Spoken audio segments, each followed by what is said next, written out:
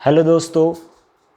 तो पिछला video elasticity का आपने ज़रूर देखा होगा। अगर वो नहीं देखा है तो पहले वो देखिए और हम कंटिन्यू डिस्कशन कर रहे हैं। तो पिछले वीडियो में हमने देखा कि elasticity is the property of material, right, which tries to regain its original position after removal of which force? The force we call as deforming force, right? Now we see the various type of stress and stress. First आपको formula बताना है लॉन्जिट्यूनल stress, आपको formula बताना है लॉन्जिट्यूनल stress का। लॉन्जिट्यूनल stress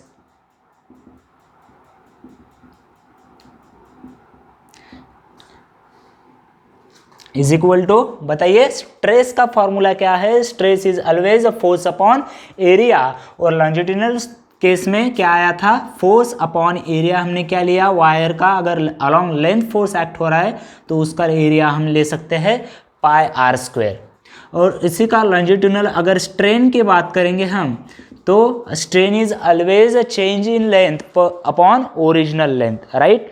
so strain is equal to delta L upon capital L, where capital L is a original length and delta L is a change in length. Similarly, in shearing stress and shearing strain, we find out the formula. Shearing stress is equal to, what is the formula for shearing stress?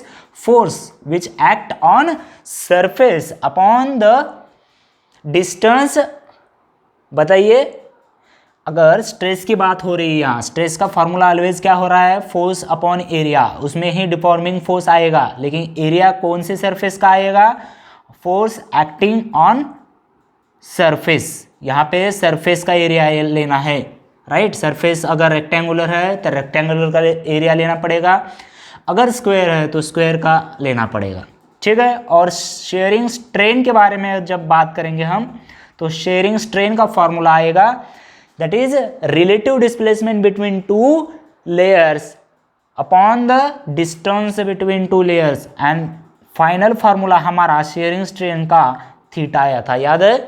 tan theta approximate हमने क्या लिखा था? Theta.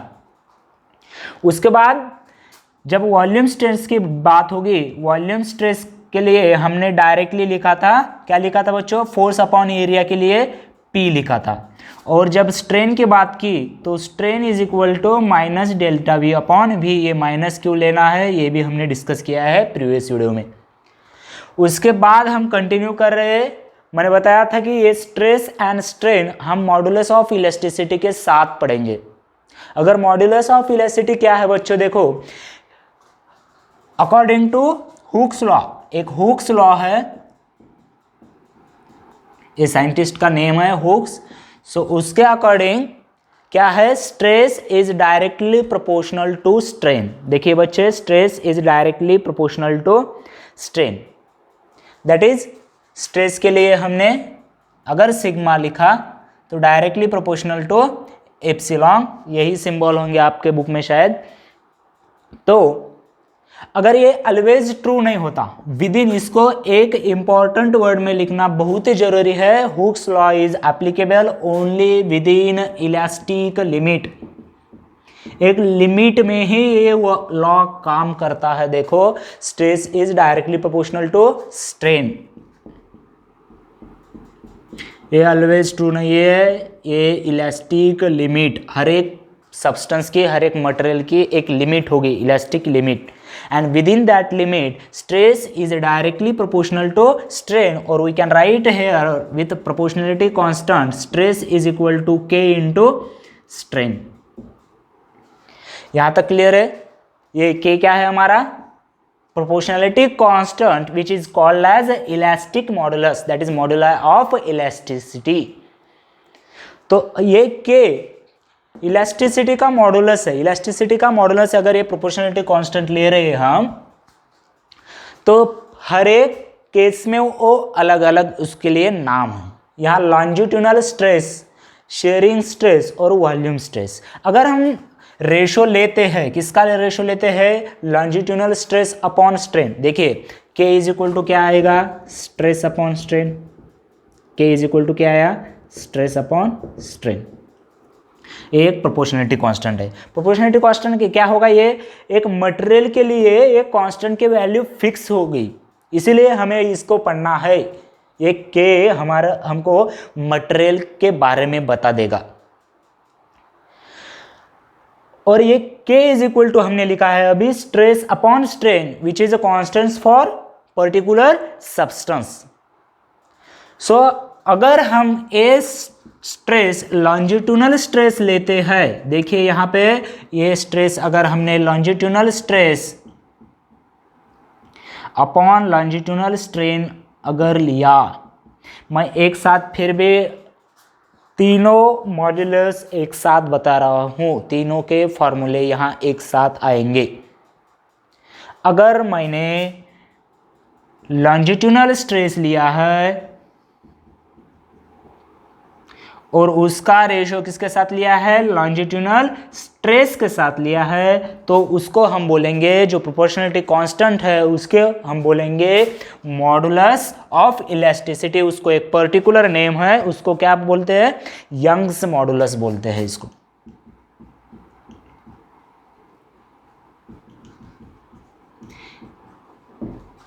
लॉन्जिट्यूनल stress upon longitudinal stress, इसको symbol, इसका symbol क्या है, Young's, Y for Young's modulus which is the ratio of longitudinal stress upon longitudinal stress.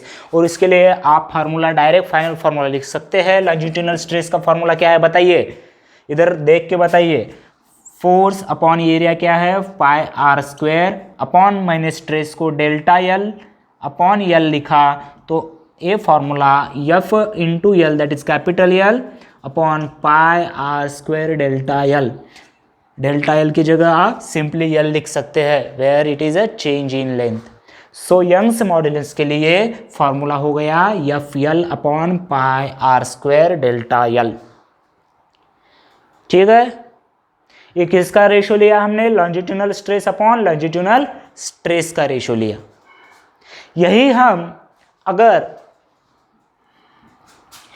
लॉन्जिट्यूनल के बजाय sharing stress upon sharing stress लेंगे तो उसके लिए G या ईटा ले सकते हैं। नोटेशन देखिए हर एक बुक में अलग अलग हो सकते हैं, लेकिन इसका नाम क्या है, शेयरिंग स्ट्रेस का जब हम रेशो लेंगे शेयरिंग स्ट्रेस के साथ तो उसको बोलेंगे मॉडुलस ऑफ रिजिडिटी।